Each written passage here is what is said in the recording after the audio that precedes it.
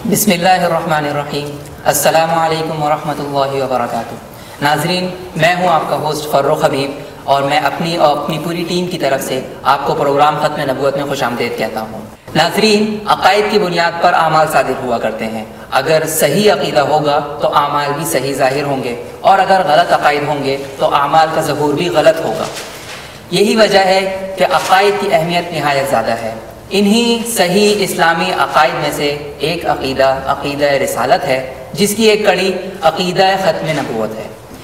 اس عقیدے کے بارے میں ہر مسلمان کو جاننا ضروری ہے، اور نہ صرف یہ کہ اس کے بارے میں اور اس عقیدہ ختم نبوت کے تقاضوں کے بارے میں ہمیں جاننا ضروری ہے، بلکہ ہمیں یہ جاننا بھی بہت ضروری ہے کہ مختلف گروہ اس عقیدے کی کس طریقے سے مس انٹرپریٹیشن کرتے ہیں، جس کی وجہ سے وہ یہ چاہتے ہیں کہ اپنی نفسانی خواہشات کو اسلام کے لبادے میں سادہ لوگ مسلمانوں کے سامنے پیش کر سکیں۔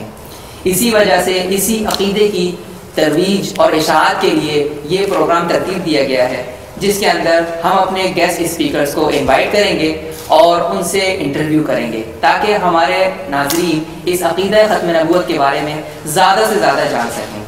تو آئیے اس پروگرام کا ہم آغاز کرتے ہیں۔ آج ہم نے اپنے اسٹوڈیو کے اندر ایک بہت ہی معروف شخصیت کو جو ہے وہ دعوت دی ہے۔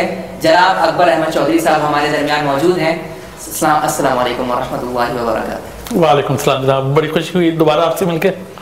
جی بالکل، مجھے بھی بہت خوشی ہوئی۔ سب سے پہلے تو میں اپنی اور اپنی پوری ٹیم اور ناظرین کی طرف سے آپ کا شکر گزار ہوں اور آپ کو اس پروگرام میں خوش آمدید کہتا ہوں۔ تو انشاءاللہ اب پروگرام کا آغاز کرتے ہیں۔ سب سے پہلے تو اکبر چودھری صاحب یہ بتائیے کہ ہم یہ جانتے ہیں کہ اسلام کی اپنی ایک شناخت ہے، اور ہر معاملے کے اندر اسلام نے اپنی شناخت کو برقرار رکھا ہے، لیکن ہم یہ دیکھتے ہیں کہ جب بھی قادیانی جماعت کا مسئلہ آتا ہے تو اس بارے میں ہم کافی زور و شور سے اویئرنیس کی کیمپین چلا رہے ہوتے ہیں۔ تو آخر اس کی کیا وجہ ہے کہ ہم اس معاملے کو اتنی زیادہ اہمیت دے رہے ہیں؟ جی، یہ آپ نے جس مسئلے کا آغاز کیا ہے نا، یہی وہ وجہ ہے۔ اب دیکھیں گے کہ ہم قادیانی گروہ کے خلاف بڑے ایکٹیو ہیں۔ خلاف تو نہیں کہنا چاہیے ان کے بارے میں، مگر باقی مذاہب کو ہم اتنی ایکٹیولی ان کو ہم جواب نہیں دیتے۔ جی میں اصل میں خطا کرامی معاف، لیکن ہاں میں اصل میں میرا سوال یہی ہونا چاہیے، میں یہی آپ سے پوچھنا چاہتا تھا کہ کیا وجہ ہے کہ دوسرے گروہ بھی تو ہیں جو اسلام کے سے مختلف ہیں اور اسلامی عقائد کے ساتھ ان کا جو ہے کوئی جوڑ نہیں ہے، لیکن ہم ان کے بارے میں اتنی زور و شور سے کیمپین نہیں چلاتے، جبکہ قادیانیوں کے بارے میں یا قادیانی جماعت کے بارے میں جب بھی کیمپین کا مسئلہ آتا ہے تو ہم اس کو بہت زیادہ اہمیت کی نظر سے دیکھتے ہیں۔ بالکل، جس طرح آپ نے فرمایا یہ شناخت کا مسئلہ ہے۔ اچھا، باقی گروہ جو ہیں یا باقی مذاہب جو ہیں وہ اپنے آپ کو مسلمان نہیں کہتے۔ ہمیں کوئی بحیثیت انسان، بحیثیت مسلمانوں کے کسی کو اسلام سے نکالنے یا ڈالنے کا اختیار اتنا حاصل نہیں ہے، مگر علماء دین نے متفقہ طور پر یہ ایگریڈ ہیں کہ قادیانیوں کے عقائد اسلام کے عقائد کی پیروی نہیں کرتے۔ یہ ایک بنیادی، جس طرح آپ نے بتایا کہ نظریہ رسالت ہے۔ آپ کا لاسٹ ٹیچر، ہمارے لاسٹ ٹیچر محمد صلی اللہ علیہ وسلم ہے، قادیانیوں کے لاسٹ ٹیچر مرزا غلام احمد قادیانی ہیں، ٹھیک ہے۔ جس طرح ہم تمام پرانے مذاہب کو اور پرانی تاریخ کو اور اپنے عقائد کو رسول اللہ صلی اللہ علیہ وآلہ وسلم کے عدسے میں سے دیکھتے ہیں، اسی طرح قادیانی ہر تعلیم کو، ہر عقیدے کو مرزا غلام احمد قادیانی کے عدسے میں سے دیکھتے ہیں۔ وہ ایک متوازی مذہب ہے، اور اس کو مان لینا اس کو مان لینا، اس کو مان لینے سے قادیانیوں کے بارے میں جو ہم ان کو اتنی اہمیت دیتے ہیں وہ بھی نہ ہو۔ اچھا، اب وہ کہتے ہیں کہ اسلام ہم ہیں، حقیقی اسلام ہمارا ہے۔ اسلام ایک دین کا نام بھی ہے، مگر اسلام ایک برانڈ بھی ہے، اسلام کی ایک شخصیت بھی ہے۔ جس طرح کار کا ایک برانڈ ہوتا ہے، ایک ٹویوٹا گاڑی ہے، ایک مازدا ہے، اس طرح اسلام ہے۔ جب ایک مغربی شخص یا ایک نان مسلم شخص اسلام کا لفظ کان میں سنتا ہے تو فوراً اس کے ذہن میں اللہ آتا ہے، محمد صلی اللہ علیہ وسلم آتے ہیں، مرزا غلام احمد قادیانی نہیں آتا۔ ہاں، تو جب وہ لوگ کہیں کہ اسلام تو مرزا غلام احمد قادیانی کے بغیر نامکمل ہے، تو وہ کیا کر رہے ہیں؟ وہ اسلام کی شناخت کو اپنے دین کے اوپر لگانا چاہ رہے ہیں۔ اس کی آپ کو دو مثالیں دوں گا۔ مورمونز ایک عیسائیوں میں سے ہی نکلے اور وہ امریکہ میں آباد ہیں، اپنے آپ کو وہ عیسائی ہی کہتے ہیں، اور باقی عیسائی ان کو عیسائی نہیں سمجھتے۔ ان میں بھی 100 سال پہلے ایک جوزف سمتھ کے نام سے ایک پیغمبر جس کو وہ کہتے ہیں وہ آیا، اور وہ ایک نئی کتاب لے کے آیا۔ وہ حضرت عیسیٰ علیہ السلام کو بھی مانتے ہیں، مگر وہ چونکہ نئی کتاب لے کے آ گیا، اس سے شناخت ہوئی، وہ ان کا لاسٹ ٹیچر، ڈیفائننگ ٹیچر ہے۔ اب وہ اپنے آپ کو یہ نہیں کہتے کہ حقیقی عیسائیت ہم ہیں، یا وہ عیسائیت کا، جب عیسائی آپ کے ذہن میں برانڈ آتا ہے تو پوپ کا نام آئے گا، اینگلیکن چرچ کا نام آئے گا، یہ آپ کے ذہن میں تصورات ابھرتے ہیں، تو وہ تصورات جو ہیں ان کو وہ چوری کرنے کی کوشش نہیں کرتے۔ تو مورمن چرچ جو ہے وہ عیسائیوں سے ایک الگ چرچ سمجھا جاتا ہے، حالانکہ ان کے بعض عقائد عیسائیت میں سے ہی نکلے ہوئے ہیں۔ اسی طرح مسلمانوں میں سے نکلا ہوا ایک مذہب بہائیزم ہے، بہائی لوگ ہیں، ان کا وہ نکلے اسلام میں سے ہی، اور وہ قرآن پہ بھی کسی حد تک ان کا، قرآن کریم پر بھی کسی حد تک ان کا یقین ہے، مگر انہوں نے اپنی شناخت الگ بنا لی۔ انہوں نے اپنے آپ کو حقیقی اسلام کہتے ہوئے اسلام کی شناخت کو چوری کرنے کی کوشش نہیں کی۔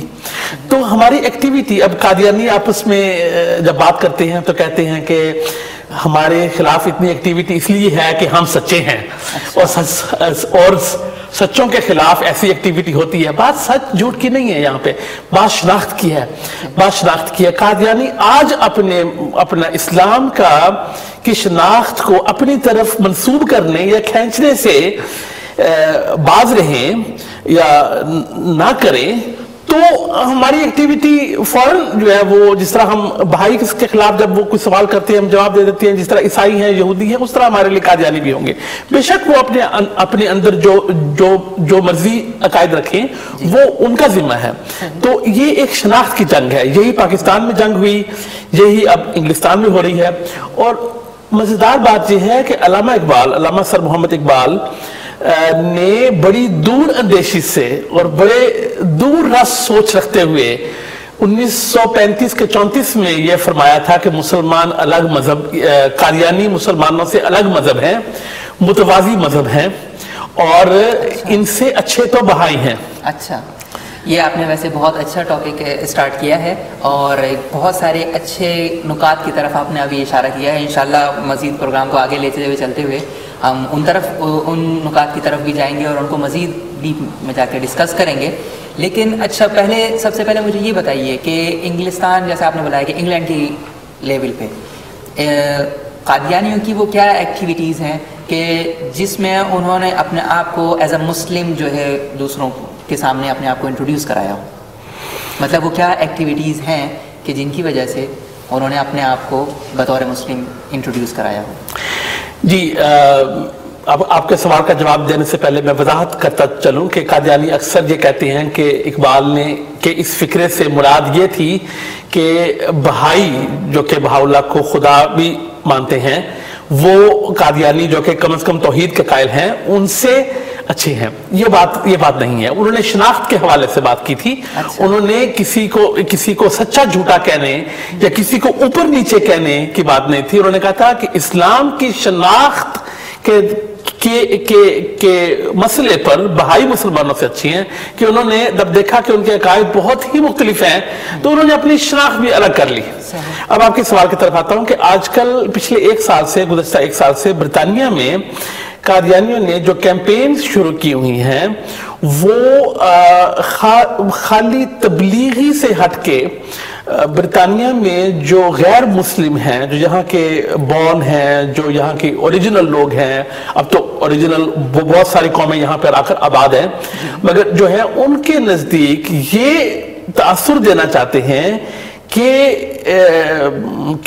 پیسفل اور یعنی کہ امن پسند اور حکومت سے وفا کرنے والے اور پروگریسو یعنی کہ لبرل سوچ رکھنے والے اور دوسری لوگوں کے ساتھ اچھی طرح گھل مل کے رہنے والے مسلمان یہی ہیں. اچھا، اب دیکھیں کس طرح وہ اس ملک میں اسلام کی شناخت کو اپنی طرف منسوب کرنا چاہ رہے ہیں. اگر وہ اپنے عقائد کی تبلیغ کرتے رہیں اور اپنے عقائد جو بھی ہے ان پہ قائم رہیں، مگر جو ایک مسلمانوں کا یہاں پہ ایک اچھی خاصی تعداد ہے، لاکھوں میں ہے اب تو یہاں پہ، جس کے اندر سے قادیانی آٹے میں نمک کے برابر بھی نہیں ہے، وہ اگر یہ شناخت لیں اور اکثریت کو اس سے ان کی مراد جو امپلائی جس کو کہتے ہیں انگلش میں، کہ اس کیمپین سے ان کی مراد یہ ہو کہ اصل مسلمان تو ہم ہیں، اس ملک میں رہنے کے قابل تو ہم ہیں، باقی تو ہے ہی نہیں ہے. اب اس سے باقی مسلمان کیا ان کے دل پر کیا بیتے گی؟ کیونکہ یہاں پر 99% مسلمان بلکہ اس سے بھی زیادہ جو ہیں وہ صبح اٹھتے ہیں، کام پہ جاتے ہیں، اپنی کمیونٹیز میں، اپنی مساجد میں، اپنے بچوں کے ساتھ، حکومت کے ساتھ ٹیکس دیتے ہیں، اس ملک کے امن پسند باوفا شہری ہیں. تو اس قسم کی کیمپین کرنا ایک تو مسلمانوں کو تکلیف پہنچاتا ہے، اور جو مسلمان نہیں ہیں ان کے سامنے اسلام کا ایک غلط تصور پیش کر کے اپنی شناخت بنائی جاتی ہے. تو اچھا، ہم مزید اب اس گفتگو کو جو ہے آگے لے کے چلتے ہیں. مجھے جیسے آپ نے ابھی ارشاد فرمایا کہ علامہ اقبال نے یہ کہا کہ قادیانیوں سے بہتر تو بہائی ہیں، تو لیکن ہم یہ بھی سنتے ہیں، تھوڑا سا کنفیوژن ہے جو کریٹ کرنے کی کوشش کی جا رہی ہے کہ علامہ اقبال خود بذات خود یا تو قادیانی تھے، یا علامہ اقبال صاحب رحمۃ اللہ علیہ جو تھے وہ قادیانیت کو سپورٹ کرتے تھے، یا پھر اتنا کہ وہ اس سے متاثر ضرور تھے. تو اس کے بارے میں آپ ذرا بتائیے، کیونکہ ایسی کچھ باتیں ملتی بھی ہیں کہ جس میں انہوں نے کھل کر جو ہے یہ کہا بھی ہے کہ قادیانی، مطلب ان کی تعریف کی ہے قادیانیوں کی. تو اس کے بارے میں آپ کیا بتائیں گے؟ 2 ہفتے پہلے اقبال ڈے تھا، اور جہاں تمام پاکستانی اور مسلمان ٹی وی چینلز پر علامہ اقبال کی تعریف کر رہے تھے، ایک عظیم مفکر کی، شاعر کی تعریف کر رہے تھے، وہاں پہ قادیانی اپنے ٹی وی چینل پر علامہ اقبال کی برائی کر رہے تھے. اچھا، ہاں، تو یہی وہ وجہ تھی. اگر یہی آپ فرق دیکھ لیں کہ سارے اسلامی چینل، ہر مکتبہ فکر سے تعلق رکھنے والے، ہر مسلک سے تعلق رکھنے والے اقبال ڈے پر یہ کہہ رہے ہیں اور قادیانی یہ کہہ رہے ہیں، ٹھیک ہے، اور جس میں کہ حقیقت بھی اتنی نہیں ہے. تو اسی سے آپ کو فرق پتہ چل جاتا ہے کہ علامہ اقبال نے یہ کیوں کہا کہ یہ ایک الگ مذہب ہے. جن کا دل پاکستان کے دل کے ساتھ دھڑکتا نہ ہو، جن کا دل مسلمان کے دل کے ساتھ دھڑکتا نہ ہو، وہ کہاں کے مسلمان ہوں گے؟ وہ کیسے اپنے آپ کو اس ملت میں شامل رکھتے ہیں؟ تو یہ پھر شناخت کا مسئلہ آ جاتا ہے. علامہ اقبال کے شعر سے میں آغاز کرتا ہوں. فرماتے ہیں، ہے زندہ فقط وحدت افکار سے ملت، وحدت ہو فنا جس سے وہ الہام بھی الہاد، مسکینی و محکومی و نومیدی جاوید، جس کا یہ تصوف ہو وہ اسلام کر ایجاد. سبحان اللہ، ماشاءاللہ. چونکہ مرزا غلام احمد بھی الہام کا دعویٰ کرتے تھے. مجھے لگتا ہے کہ چونکہ علامہ اقبال قادیانیوں سے اچھی طرح واقف تھے، اس لیے یہ شعر انہوں نے شاید اسی لیے کہا ہو کہ مسکینی و محکومی و نومیدی جاوید. نومیدی کہتے ہیں نا امیدی کو، جاوید کا مطلب ہے مسلسل، ایک مسلسل نا امیدی. میں بچپن سے سنتا آیا ہوں کہ پاکستان آج تباہ ہو جائے گا، آج تباہ ہو جائے گا، اس سال تباہ ہوگا، اس سال نہیں تو اگلے سال تباہ ہو جائے گا. انگریز کی وہاں پہ بات مان لو، کبھی اس کے خلاف آواز بھی نہ اٹھاؤ، وہ غلط کرے یا صحیح کرے. تو یہ علامہ اقبال کی مراد تھی، مسکینی و محکومی و نومیدی جاوید، جس کا یہ تصوف ہو وہ اسلام کا ایجاد. ٹھیک ہے، تو یہ کس سٹیج پہ آ کے ہوا؟ یہ 1934-35 کی یہ ضرب کلیم میں سے لی گئی ہے. اچھا، بلکہ میرا قادیانیت کو چھوڑتے وقت جو مطالعہ تھا اس میں علامہ اقبال کا بھی بہت حصہ اور ہاتھ تھا. انہوں نے قادیانیوں کے بارے میں، مرزا صاحب کے بارے میں 2-4 ان کی نظمیں ہیں، ان کا تصوف ہے، چونکہ یہ بہت قریب رہے ان کے. اب ہم آتے ہیں کہ ان کی فیملی میں سے کچھ لوگوں نے باقاعدہ جماعت احمدیہ میں جو ہے شمولیت اختیار کی. ان کے والد صاحب نے اور غالباً ان کے بھائی نے. یہ بھی قادیان ایک آدھ بار گئے، یعنی علامہ اقبال صاحب کے رشتہ داروں. جی ہاں، کچھ ایک آدھ ان میں سے تھا. ان کے والد تھے کہ بھائی تھے یا دونوں تھے جو کہ باقاعدہ جماعت احمدیہ میں شامل تھے. والد صاحب تو ہاں ان کے تھے، بھائی کا اتنا شور نہیں ہے. تو اس کے بعد جس طرح کہ ہر مسلمان کو زیب دیتا ہے، بڑے لوگوں نے مرزا غلام احمد سے حسن ظن رکھا تھا. مولانا محمد حسین بٹالوی نے بھی، اس کے بعد اور بھی بہت سارے مسلمان علماء تھے جنہوں نے شروع میں مرزا غلام احمد سے بڑا حسن ظن رکھا. مگر آہستہ آہستہ جب وہ ان کی باتیں اور ان کی انداز اور ان کی ادائیں دیکھتے گئے تو آہستہ آہستہ ان سے الگ ہوتے گئے. اور یہی کہانی علامہ اقبال کی بھی ہے. تو ایک وقت تھا کہ وہ کہتے ہیں کہ ہمیں ان لوگوں سے بہت امید تھی. 1935 میں آ کے وہ کہتے ہیں کہ ربع صدی پہلے، 25 سال پہلے مجھے ان لوگوں سے بہت امید تھی. مگر اب انہوں نے اپنے دین کو اور یہ نبوت کا دعویٰ کر کے اور باقی مسلمانوں سے الگ ہو کے ایک متوازی مذہب بنا لیا ہے جو کہ اسلام کے متوازی ہے. اور ان سے اس معاملے میں، شناخت کے معاملے میں تو ان سے اچھے بہائی ہیں کہ جنہوں نے کم از کم اپنی شناخت الگ کر لی. اب قادیانی اس کو جو ہے obviously کہتے ہیں کہ ہمارے عقائد تو بدلے ہی نہیں. اگر ان کے عقائد نہیں بدلے تو لاہوری کیوں الگ ہوئے ان سے؟ صحیح بات ہے. اب ظاہر ہے کہ 1914 میں ایک پھوٹ پڑی. ایک طرف وہ تھے جو مرزا غلام احمد کو نبی نہیں مانتے تھے، ایک طرف وہ تھے جو نبی مانتے تھے. تو یہ اگر پھوٹ پڑی تو عقائد میں تبدیلی تو آئی نا. ان کے بھی کچھ تبدیلی آئی، ادھر بھی کچھ تبدیلی آئی. جب بھی ایک تنظیم دو میں بٹتی ہے تو وہ اپنے آپ کو ایکسٹریم کر لیتی ہیں. وہ اس طرف ایکسٹریم کر لیتی ہیں، وہ اس طرف ایکسٹریم کر لیتی ہیں. تو میں ضمناً بات کرتا جاؤں کہ ابوالکلام آزاد جو گزرے ہیں انہوں نے بھی اسی قسم کے تاثرات دیے ہیں کہ قادیانی غلو سے کام لیتے ہیں. وہ بڑے روادار انسان تھے. انہوں نے مرزا غلام احمد کی ان کی وفات پر تھوڑی تعریف لکھی کہ انہوں نے اپنا زندگی میں کچھ اچھے کام لکھی ہے. مگر وہ بھی یہی کہہ کے گئے کہ بھی یہ غلو سے کام لیتی ہیں، یہ نبوت کا جو دعوے کرواتی ہیں اور باقی مسلمانوں کو کافر کہتے ہیں وہ اچھی بات نہیں ہے. وہ بھی ان سے مایوس ہو کے گئے. تو یہ 1930 سے 1940 تک وہ وقت تھا جب کہ تقریباً سارے مسلمان ان سے مایوس ہو چکے ہوئے تھے. پھر قادیانی کہتے ہیں کہ انہوں نے، علامہ اقبال نے مرزا محمود جو ان کے دوسرے خلیفہ تھے ان کے ساتھ کام کیا، سر ظفر اللہ خان صاحب کے ساتھ کام کیا. یہ کل ہی پروگرام میں آ رہا تھا ان کے ٹی وی پہ. تو چونکہ انہوں نے کام کیا، اس کا مطلب ہے کہ وہ ان کو مسلمان سمجھتے تھے. اب یہ انتہائی بچگانہ بات ہے اور اسی لیے ہم ان کو کلٹ کہتے ہیں کہ یہ ایک عظیم مفکر علامہ اقبال جیسا، جس نے جرمن لوگوں کے ساتھ بھی کام کیا، جس نے انگلینڈ میں سر کا خطاب بھی لیا، جس نے علماء کے ساتھ بھی کام کیا، جس نے ہندوؤں کے ساتھ بھی کام کیا، عیسائیوں کے ساتھ بھی کام کیا، وہ ایک ایسا انسان تھا کہ وہ ایک کلٹ کا ذہن نہیں رکھتا تھا کہ جس سے وہ اختلاف کرے اس کے ساتھ وہ کام نہ کر سکے. ٹھیک ہے. تو اس کو اختلاف تو ان سے تھا اور بہت ساری عبارتیں ایسی ہیں جس سے اختلاف تھا، مگر اختلاف کے باوجود وہ اچھے جو ان کے لوگ تھے، سر ظفر اللہ خان تھے یا کوئی اور تھے جو کہ اس وقت کچھ ایکٹیو تھے سیاست میں، ان کے ساتھ وہ اگر کام کر رہے تھے تو وہ ان کی بڑائی ہے. یہ تو انسان کی بڑائی ہے کہ جو اپنے مکتبہ فکر سے تعلق نہ بھی رکھتا ہوں اس کے ساتھ بھی وہ کام کرتی ہے. یہ بھی ایک بچگانہ بات ہے. اور اسی طرح کے جوابوں پر ہم ان کو کلٹ کہتے ہیں کیونکہ عقلی بات جو ہے وہ نہیں کرتے. ایک اور یہ بات کہتے ہیں کہ علامہ اقبال احادیث پر یقین نہیں رکھتے تھے اور ابن خلدون کے فلسفے سے تعلق رکھتے تھے. اس کو بھی وہ انتہائی سادہ اور بچگانہ، پھر میں بچگانہ کا لفظ بار بار استعمال کر رہا ہوں، انداز میں کہتے ہیں احادیث کا ایک علم ہے، احادیث کی صحت کے اوپر ایک باقاعدہ ایک سائنس ہے. اور اس کے بعد یہ کہ ابن خلدون بھی اسلام میں بہت بڑے مفکر گزرے ہیں.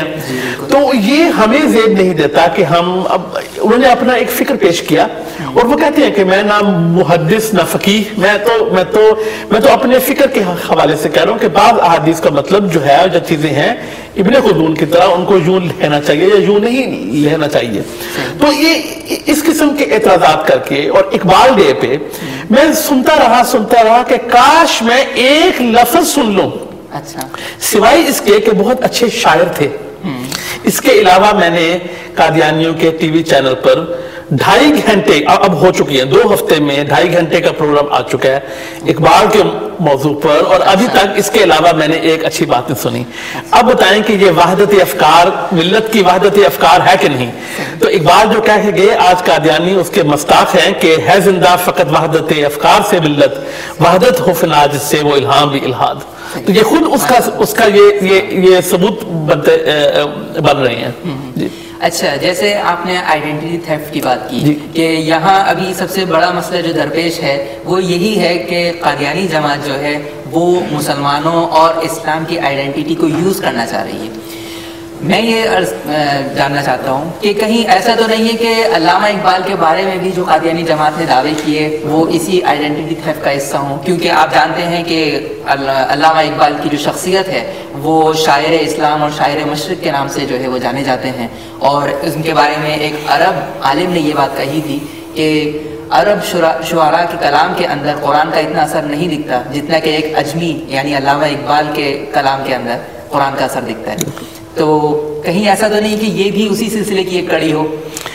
تقریباً، مگر ایگزیکٹلی نہیں، چونکہ یہ کل کے پروگرام ان کے یہ تھا کہ علامہ اقبال نے ایک دفعہ یہ کلاس میں کھڑے ہو کے کہا کسی اپنے اسٹوڈنٹ کو یا استاد کو، مجھے نہیں یاد، کہ یہ آیت تو قرآن کریم میں ہے ہی نہیں ہے، اور وہ غلط نکلے. یہ علامہ اقبال کو ڈسکریڈٹ کرنے کی کوشش ہے، نہ کہ ان کو اپنے میں. وہ بار بار ایک پروگرام میں 4-5 بار انہوں نے یہ کہا کہ ہمیں کوئی فخر نہیں ہے، علامہ اقبال احمدی ہوا کرتے تھے، بار بار یہ کہہ رہے تھے. تو وہ ان کی شناخت چوری نہیں کرنا، کسی حد تک آپ کی بات درست ہے، مگر وہ علامہ اقبال نے چونکہ واضح طور پر ان کو غلط کہا ہے، صرف شروع میں ایک حسن ظن سے کچھ اچھی باتیں کی ان کے بارے میں، اس کے بعد انہوں نے صاف صاف نہرو کے نام ایک خط لکھا جس میں انہوں نے فلسفیانہ انداز میں بتایا کہ کیوں یہ لوگ اسلام کا حصہ نہیں ہے. اچھا. ہاں، تو اس لیے وہ کبھی بھی ان کو یہ تو ثابت نہیں کر سکتے کہ یہ ہمارے ساتھ تھرو آؤٹ رہے. بس وہ صرف ان کو ڈسکریڈٹ کرنا چاہتے ہیں کہ وہ ناقابل اعتبار انسان ہے، وہ سیاسی وجوہات کی وجہ سے ہمیں چھوڑ گئے. اچھا. ٹھیک ہے، یعنی کہ وہ انسان جو عظیم مفکر تھا، وہ عظیم مفکر تھا، وہ اندر سے بقول ان کے منافق تھا. اچھا. کہ وہ تھا دل میں ان کے ساتھ، مگر سیاسی وجوہات کی وجہ سے چھوڑ گیا. اب دیکھیں ذرا، اپنا جھوٹ چھپانے کے لیے، اپنے عقائد میں تبدیلی جو ان کی آئی 1914 میں اور اس کے بعد جو تبدیلی آتی رہی، اس کو چھپانے کے لیے یہ اتنے عظیم انسان پر کیچڑ اچھال رہے ہیں. اچھا. تو یہ شناخت کی چوری کی جہاں تک بات ہے، میں بعض دفعہ مذاق میں کہتا ہوتا ہوں کہ کاش مرزا صاحب کوئی اچھی کتاب لکھ جاتے جس کو یہ مورمونز کی طرح اپنی کتاب بنا لیتے، اور یا سکھوں کی طرح یہ اپنی کتاب بنا لیتے، اور یہ تاکہ یہ اسلام کی شناخت کو چوری کرنے کی ضرورت نہ پڑتی ان کو. ناظرین، اس کے ساتھ ہی ہمارا جو ہے وقفے کا وقت ہو جاتا ہے، تو بریک کے بعد انشاءاللہ دوبارہ ملتے ہیں. ہمارے ساتھ رہیے گا، انشاءاللہ ہم مزید اس ٹاپک کو آگے لے کر چلیں گے. Stay tune.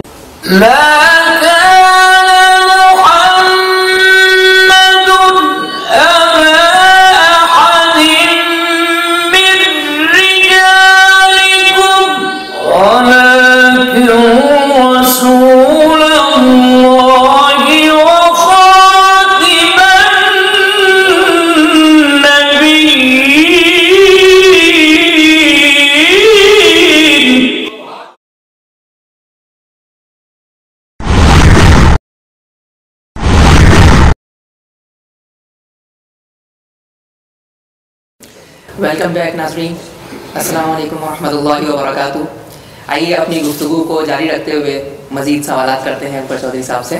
اکبر چودھری صاحب، جیسا کہ آپ نے ابھی علامہ اقبال صاحب کے بارے میں فرمایا کہ قادیانیوں نے ان کے بارے میں ایک رائے رکھی، لیکن ہم یہ جاننا چاہتے ہیں کہ شروع میں ظاہری بات ہے، آپ نے جیسے بتایا کہ علامہ اقبال خود بھی ان سے متاثر تھے، لیکن 1930 سے لے کر 1935 کے دوران کا وہ عرصہ ہے کہ جس میں علامہ اقبال صاحب رحمۃ اللہ علیہ کے خیالات تبدیل ہوئے، اور اس کے بعد ان کا موقف دو ٹوک جو تھا قادیانیوں کے بارے میں وہ یہی تھا کہ یہ ایک پیراڈائل مذہب ہے، مطلب یہ اسلام نہیں ہے، اسلام سے مختلف ایک چیز ہے. میں یہ جاننا چاہتا ہوں کہ قادیانی جماعت کا علامہ اقبال صاحب کے بارے میں کیا موقف تھے؟ جی میں تھوڑی سی وضاحت کر دوں یہاں پر کہ ان کے خیالات، علامہ اقبال کے خیالات اس وقت آ کے تبدیل نہیں ہوئے، اسے بہت پہلے تبدیل ہو چکے ہوئے تھے. اس وقت وہ سامنے اس لیے آئے کہ اس وقت کشمیر کا مسئلہ پڑ گیا، کشمیر کمیٹی کا، اور پاکستان موومنٹ شروع ہوئی، اور بہت سارے ایسی باتیں جو ہیں وہ سامنے آئیں کہ انہوں نے پبلکلی یہ بیان دیا. بلکہ ان کے والد صاحب جو کہ شاید ممبر بھی تھے ان کے، وہ بھی چھوڑ چکے تھے، وہ بھی ایک وقت میں چھوڑ چکے تھے ان کے. ہاں، تو وہ بہت پہلے سے ان کے جو فیملی کے، ان کے خاندان کے ایسے افراد تھے جن کا تعلق تھا، وہ بھی چھوڑ چکے تھے، اور ان کا کوئی بھی ایکٹیو تعلق نہیں رہا 1910-11 کے بعد سے لے کر تو 1930s تک کوئی کسی قسم کا تعلق نہیں رہا. مگر اس وقت جماعت احمدیہ کی ایکٹیویٹیز اتنی لو تھیں اور اتنی یہ ان کی تعداد کم ہوتی 1930 میں 15-20 ہزار کے قریب صرف تھی، تو وہ اس لیے وہ نمایاں نہیں ہوئے. مگر یہ 1930s میں جب یہ کشمیر کمیٹی والا سلسلہ شروع ہوا، اب میں زیادہ تفصیل میں نہیں جاؤں گا، تو اس میں قادیانیوں کے سربراہ مرزا محمود بھی شامل ہوئے، اور سیاست میں بھی انہوں نے پہلی دفعہ جماعت احمدیہ نے، قادیانیوں نے سیاست میں قدم رکھنے شروع کیے، جس کا کہ تعلق آج کی گفتگو سے بھی ہوگا کہ ان کے سیاست میں کب جو ہے وہ تعلقات رہے. تب علامہ اقبال نے دو ٹوک الفاظ میں اپنا جو ہے وہ موقف کا اظہار کیا. تو یہ جس طرح آپ قادیانی جو ہے، آپ کے سوال کی طرف آتا ہوں کہ یہ کیا سمجھتے ہیں، یہ حقائق تو حقائق ہیں، ان سے تو کوئی انکار نہیں، مگر ان حقائق کو اس طرح یہ بیان کرتے ہیں کہ انہوں نے سیاسی مصلحت کی خاطر، علامہ اقبال نے سیاسی مصلحت کی خاطر اپنا ظاہر تبدیل کر لیا. یہ تھے ہماری جماعت کے ممبر ہی رہے، اخیر تک رہے، وفات سے 2-3 سال پہلے تک رہے. یہ یعنی قادیانی جماعت کا یہ ان کا موقف ہے، جو کہ اگر آپ پوری تاریخ کا مطالعہ کریں تو یہ اس بات کا ثبوت دیں گے. اور اس کا سب سے بڑا ثبوت یہ ہے کہ آپ ان کی فکر دیکھیں، ان کے اشعار دیکھیں، ان کا اسلام کی تاریخ پر عبور دیکھیں، قرآن کریم کے جس طرح انہوں نے ان کی شاعری کے اندر رچا بسا ہوا ہے اس کو دیکھیں. اس کے اندر کوئی مرزا غلام احمد کی جھلک دکھائی دیتی ہے؟ اگر نہیں دیتی تو اس کا مطلب ہے کہ ان کی افکار اور ان کی سوچ بہت پہلے ان سے دور ہو چکی تھی. وہ ایک عظیم انسان کی حیثیت سے وہ ایک شخص کے بارے میں حسن ظن رکھتے تھے، ایک جماعت کے بارے میں حسن ظن رکھتے تھے، اور جب انہوں نے اس جماعت نے اپنے عقائد اور اپنے اعمال سے ثابت کر دیا کہ وہ اس حسن ظن کی مستحق نہیں، تو علامہ اقبال نے بھی وہ جو ہے ان کو دو ٹوک الفاظ میں اس کی وضاحت کر دی. باقی یہ ہے کہ ہم اپنے پروگرام کے اندر اس ٹائم کو اویل کرتے ہوئے، کیونکہ ہمارے پاس ٹائم بہت شارٹ ہے، تو ہم چاہتے ہیں کہ مختلف ٹاپکس کے اوپر جو ہے بات ہو جائے، تاکہ مختلف ٹاپکس کے جو ڈفرینٹ اینگلز ہیں اس کے اوپر روشنی پڑے. تو مزید سلسلہ کلام کو آگے جاری رکھتے ہوئے میں یہ پوچھنا چاہوں گا کہ یہ جو پوری کی پوری کیمپین ہے جو قادیانی جماعت کی طرف سے چلائی جاتی ہے، تو ہم اس بات سے انکار نہیں کر سکتے کہ میڈیا کا ایک بہت بڑا کردار ہے. کسی بھی کیمپین یا کسی بھی پروپیگنڈا کو پھیلانے میں میڈیا ایک بہت اسٹرانگ ویپن کے طور پہ استعمال کیا جاتا ہے، جس کے اندر T V, radio, newspaper سب چیزیں آتی ہیں. تو میں آپ سے فرداً ہر چیز کے بارے میں تھوڑا بہت معلومات کرنا چاہوں گا کہ قادیانی جماعت اس میڈیا کو اور اس پورے میڈیم کو کس طریقے سے یوز کر رہی ہے. جیسے فرض کریں کہ سب سے پہلے ہم بات کرتے ہیں نیوز پیپر کی، تو آیا کہ ان کی کیمپین کے اندر نیوز پیپر کا کتنا حصہ ہے؟ آپ یہاں پہ انگلینڈ کے حوالے سے بات کر رہے ہیں؟ میں انگلینڈ کے لحاظ سے جی، یہ اسی جو ہم نے گفتگو کی ہے شناخت کے مسئلے سے. جب بھی قادیانی لوگ سیاست میں انوالو ہوئے ہیں، سیاست میں شامل ہوئے ہیں، سیاست میں انہوں نے حصہ لیا ہے، تو اسی شناخت کے ابہام سے کہ مسلمان ہیں کہ مسلمان نہیں ہیں، اسی ابہام کا فائدہ اٹھاتے ہوئے نان مسلم کو بتاتے ہوئے کہ ہم مسلمان ہیں، اور جو مسلمان ہیں ان سے کنارہ کشی اختیار کرتے ہوئے انہوں نے اپنا سیاسی گٹھ جوڑ یا سیاسی بیچ میں سے گنجائش نکالنے کی کوشش کی ہے. 1934 میں بھی یہی ہوا، پاکستان کی آزادی کے وقت بھی یہی ہوا، 1953 میں بھی یہی ہوا، 1974 میں بھی یہی ہوا، 1984 میں بھی یہی ہوا، کہ اسی ابہام کا اور اسی پرابلم میں یہ سیاست میں انوالو ہوتے گئے. اور ہر بار اللہ کے فضل سے ہر بار ان کو اس چیز میں شکست ہوئی. ابھی انگلینڈ میں کیا ہوا کہ پچھلے ایک سال سے بیچ میں آپ نے یہ پولیٹکس کا جیسے ذکر کیا ہے تو میں چاہوں گا کہ آپ مزید اس کی کچھ تفصیل بتائیں کہ کس طریقے سے پاکستانی پولیٹکس اور یہاں یو کے پولیٹکس میں ان کی انوالومنٹ کس حد تک ہے اور کس طریقے سے اسٹارٹ ہوتی ہے. اس کی جڑ آپ کو مرزا محمود کے زمانے سے بتاؤں کہ ابھی سے بتاؤں؟ اس کی جڑ مرزا غلام احمد قادیانی جو تھے وہ سیاست میں زیادہ دلچسپی نہیں رکھتے تھے. ان کے بیٹے کے دور سے جو مرزا محمود جو ان کے دوسرے سربراہ تھے اس دور سے ان کا سیاست میں شروع ہوا. وہ ہٹلر سے اور مسولینی سے بڑے امپریس تھے. انہوں نے دیکھا کہ جس طرح یہ جو عامر گزرے ہیں اور جس طرح انہوں نے مطلق العنان حکومت کی ہے اور جبرن حکومت کی ہے, اس قسم کی جبری حکومت کے وہ قائل تھے. اور اس لیے وہ چاہتے تھے کہ ہم اپنے قادیانی گروہ کے لیے ایک الگ زمین کا ٹکڑا کچھ اپنا اس میں اپنا ملک اور اپنی حکومت قائم کریں. یوں مین کہ مرزا محمود صاحب جو ہیں وہ ڈکٹیٹرشپ کو زیادہ پسند کرتے ہیں. جی اور یہ اس کے ڈاکومنٹری شواہد موجود ہیں. ہاں, انہوں نے اپنے خطبات میں ان کی تعریف بھی کی ہوئی ہے. تو یہ اس سلسلے میں جب یہ کشمیر کا مسئلہ 1930s میں ابھرا تو یہ تو علامہ اقبال صاحب کے ساتھ کشمیر کمیٹی میں شامل تھے محمود صاحب, اور جس طرح باقی مسلمان کشمیر کے لیے درد رکھتے تھے جو کشمیر میں اس وقت واقعات ہو رہے تھے, آج کل کا کشمیر کا مسئلہ نہیں تھا, تو وہ درد رکھتے تھے. ان کے بیچ میں سے کوشش یہ تھی کہ کشمیر میں یہ اپنا کچھ حکومت یا اپنا کچھ اثر و رسوخ یا کچھ حصہ کشمیر کا اپنے لیے قادیانی جماعت کے لیے یہ لے لیں. تو اس سے پھر علامہ اقبال کو اور باقیوں کو ان کی نیت پہ شک ہوا. ٹھیک ہے, یہی مسئلہ پارٹیشن کے بعد آیا. اس وقت انہوں نے 1100 ایکڑ جگہ دریائے چناب کے پاس جسے ربوہ کہا جاتا تھا, اب اس کو چناب نگر کہا جاتا ہے, وہاں پہ انہوں نے اپنا کچھ حکومت قائم کر لی. مگر اس کے نتائج بھی آپ دیکھیں کہ 1974 میں کیا نکلے کہ ایک ٹرین وہاں سے گزر رہی تھی, اس پر انہوں نے حملہ کیا.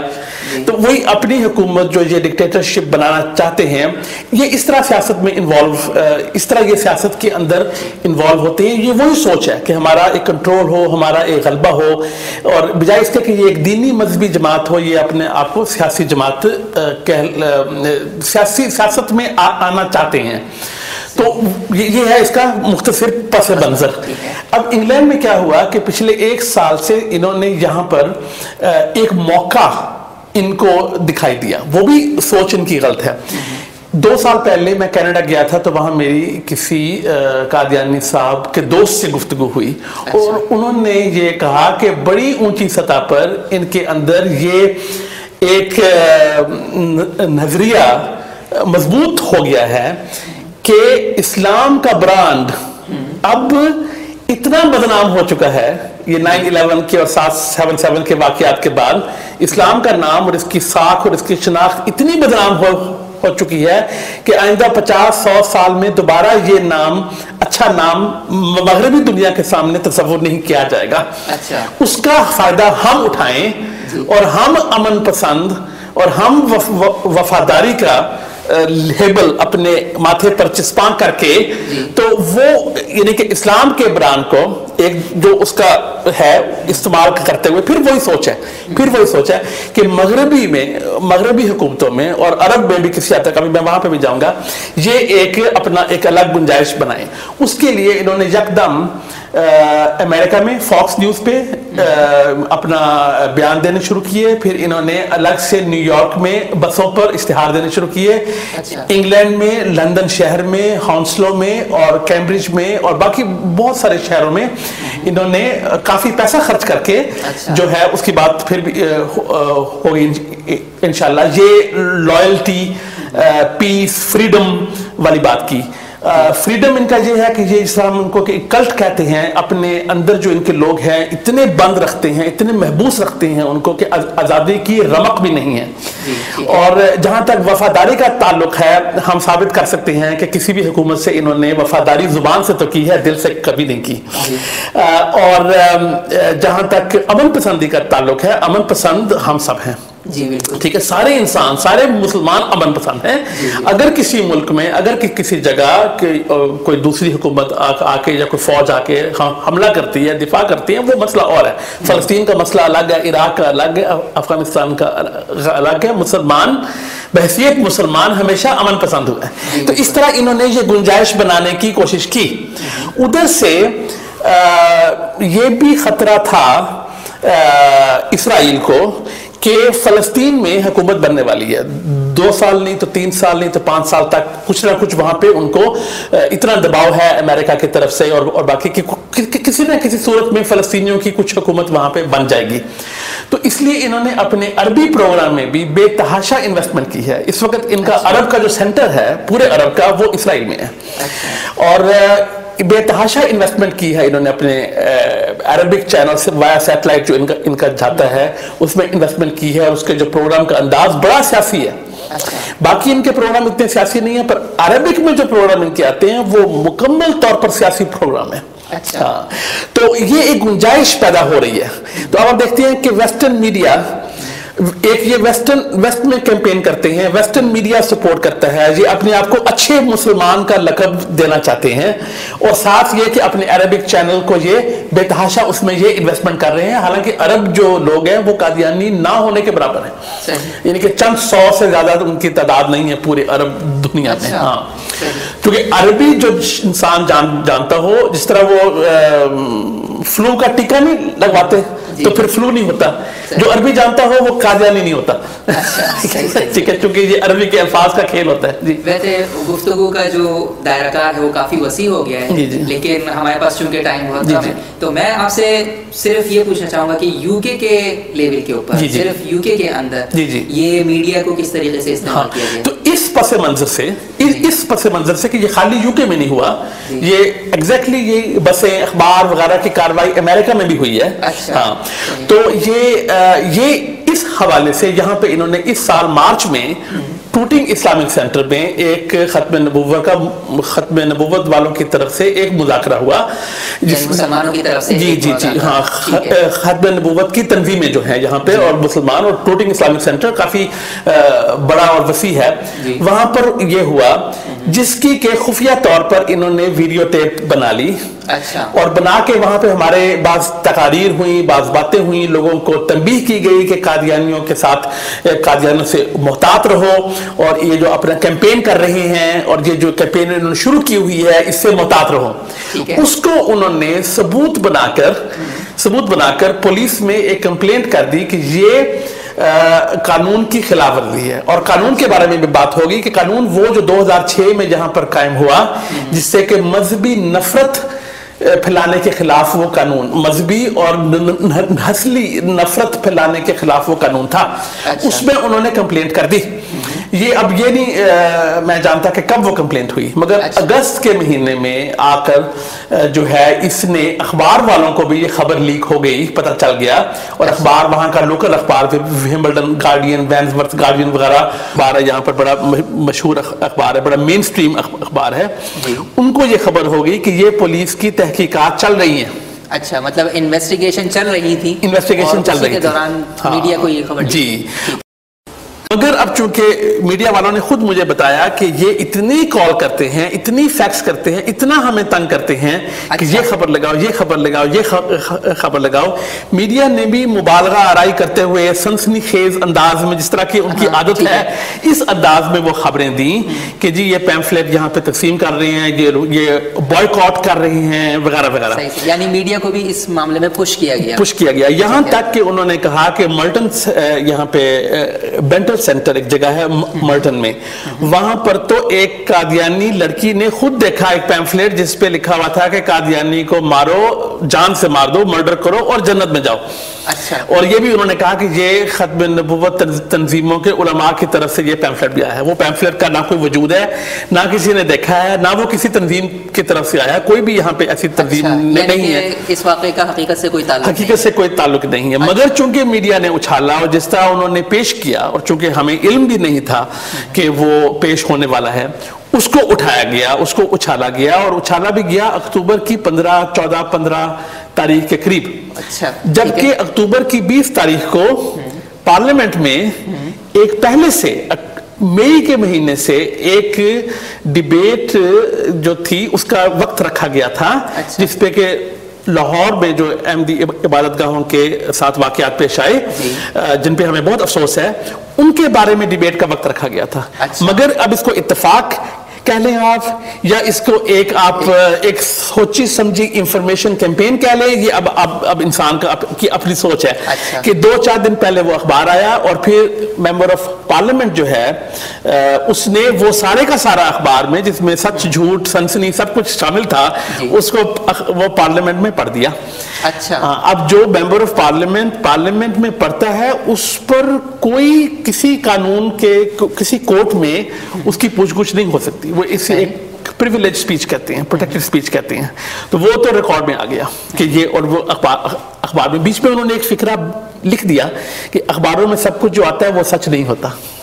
اس طرح وہ اپنے ضمیر کو انہوں نے جو ہے وہ اس کا مطمئن کرنے کی کوشش کی. مگر اس کے بعد یہ مسلمان تنظیمیں جو ہیں اور جو اسلامک سینٹر ہیں اور مساجد ہیں، ان میں ایک بے چینی تھوڑی سی پیدا ہوئی، کیونکہ یہ قانون ایسا ہے کہ جس پہ ابھی تک کوئی کیس نہیں ہوا. ہاں 2006 کا یہ قانون بنا ہوا ہے، مگر چونکہ اس کے اوپر ابھی تک کوئی کیس نہیں بنا اس قانون کی بنیاد پر. اس لیے یہ جو قانون ہے اس کے بارے میں ایک ابھی ابہام ہے، ابھی لوگوں کو پتہ نہیں ہے کہ یہ کس طرح اپلائی ہوگا، کس طرح یہ لاگو ہوگا. جب یہ کوئی کیس آئے گا عدالت میں تو یہ کس طرح لاگو ہوگا. اس لیے ہلکی سی ایک بے چینی کی لہر دوڑی کہ یہ کس قسم کے الفاظ جو ہیں وہ اس کی گرفت میں آ سکتے ہیں، کس قسم کے الفاظ نہیں آ سکتے، وغیرہ وغیرہ.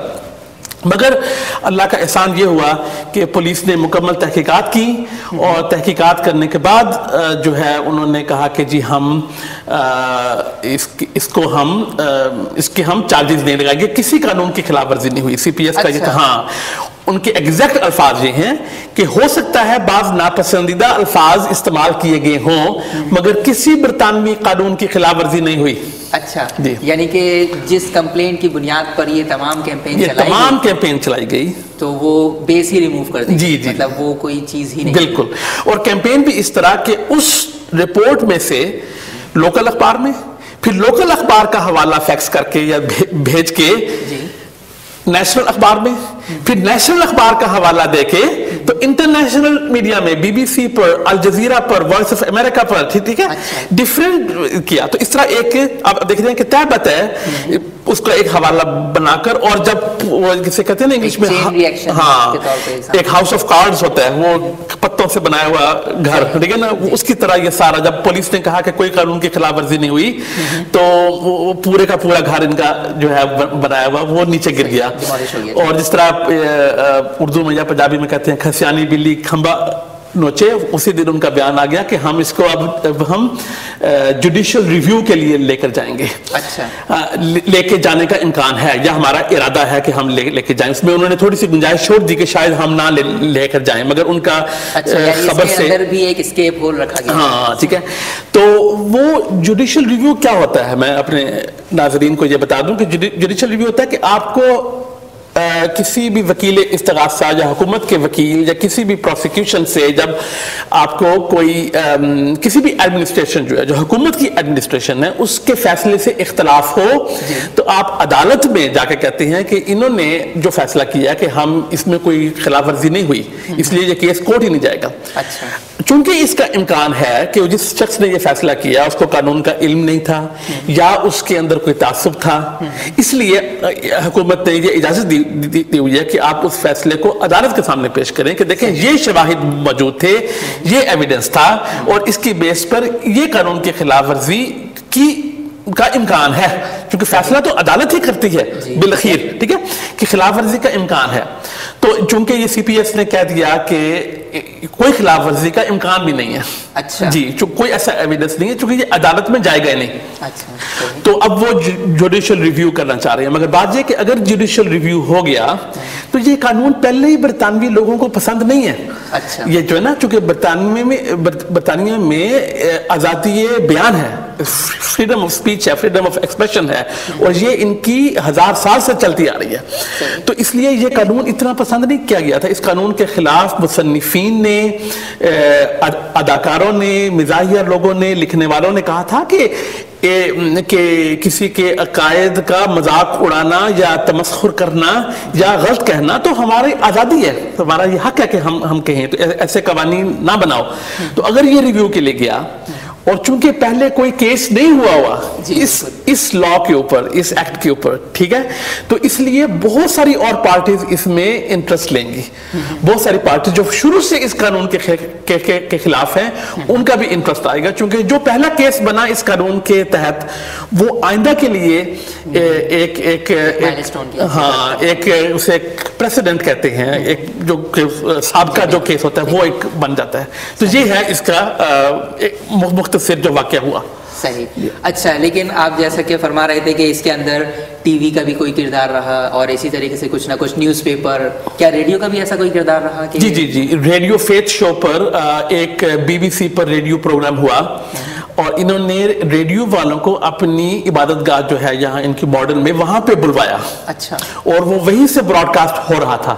اور ساتھ انہوں نے جو ہے چونکہ اس کے اندر بجائے اس کے کہ خالی ان کو وہاں لے آئیں اور پروگرام کرائیں، اس کے اندر انہوں نے ریڈیو پروگرام کے اندر یہ کہا کہ ہمارے خلاف پیمفلیٹ تقسیم ہوتے ہیں، ہماری یہاں پہ یہ ہوتا ہے، جو لاہور کے واقعات ہوئے ہیں وہ یہاں بھی ہو سکتے ہیں، اور یہ تنظیم ہے، ایک تنظیم کا نام لے کر کہا یہ تنظیم اور یہ لوگ ہیں جو یہ کر رہے ہیں. اچھا.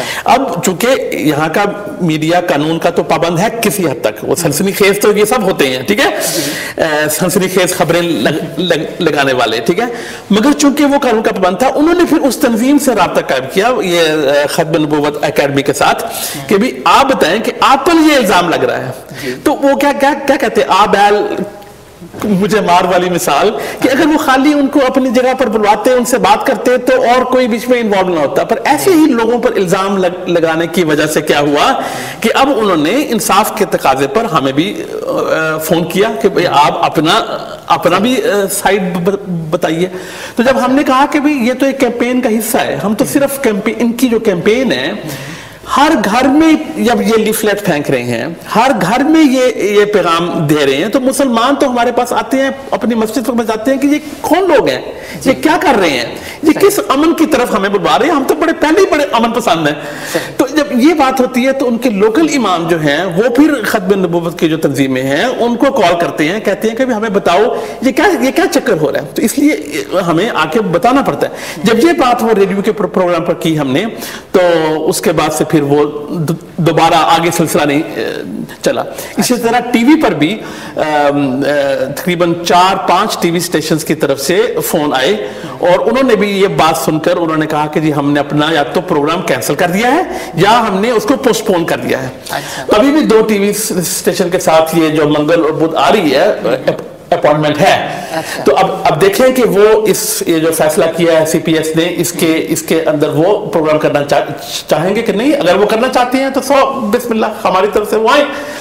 ہم تو ایک قادیانیوں کی کیمپین کے رسپانس میں ہماری ایکٹیویٹیز ہم نے پہلے کہا تھا کہ اگر وہ شناخت چوری کرنے کی کوشش کریں گے، آئیڈینٹی تھیفٹ کریں گے اسلام کی، نہیں، اگر وہ لوگوں کو یہ اپنا پیمفلیٹ دیں کہ مرزا غلام احمد قادیانی مسیح بن کے آیا، عیسائیوں کا بھی مسیح، یہودیوں کا بھی مسیح، مسلمانوں کا بھی مسیح، ہندوؤں کا کرشنا بن کے آیا، اس پر ایمان لے آؤ، تو وہ کرتے رہے. ایسے اور بڑے سارے مذاہب ہیں. مگر جب وہ اسلام کی شناخت کو چوری کرنے کی کوشش کریں گے اور باقی مسلمانوں کو غلط پینٹ کریں گے یا غلط رنگ میں پینٹ کرنے کی کوشش کریں گے، تو پھر اب صاف ظاہر ہے ہم نے اپنی شناخت تو بچانی ہے نا. آپ کا بہت بہت شکریہ جناب اکبر چودھری صاحب سے. کافی موضوعات پر بات ہوئی، جیسے کہ آئیڈینٹی تھیفٹ ہو گیا، یا پھر اسی طریقے سے علامہ اقبال کے اوپر بھی بات ہوئی، اور انشاءاللہ یہ سلسلہ جاری رہے گا. تو ہم ہر اپنے نئے پروگرام کے اندر یہ کوشش کریں گے کہ کسی نئے گیسٹ اسپیکر کو بلائیں اور ان کا انٹرویو کریں، تاکہ ہمارے عوام اور مسلمان جو ہیں وہ زیادہ سے زیادہ اس عقیدے کے بارے میں معلومات حاصل کر سکیں اور اپنے ایمان کو بچا سکیں. تو اپنا خیال رکھیے گا. اس کے ساتھ ہی ہمارے پروگرام کا وقت ختم ہوتا ہے، تو آئندہ ہفتے تک کے لیے مجھ کو اجازت دیجیے.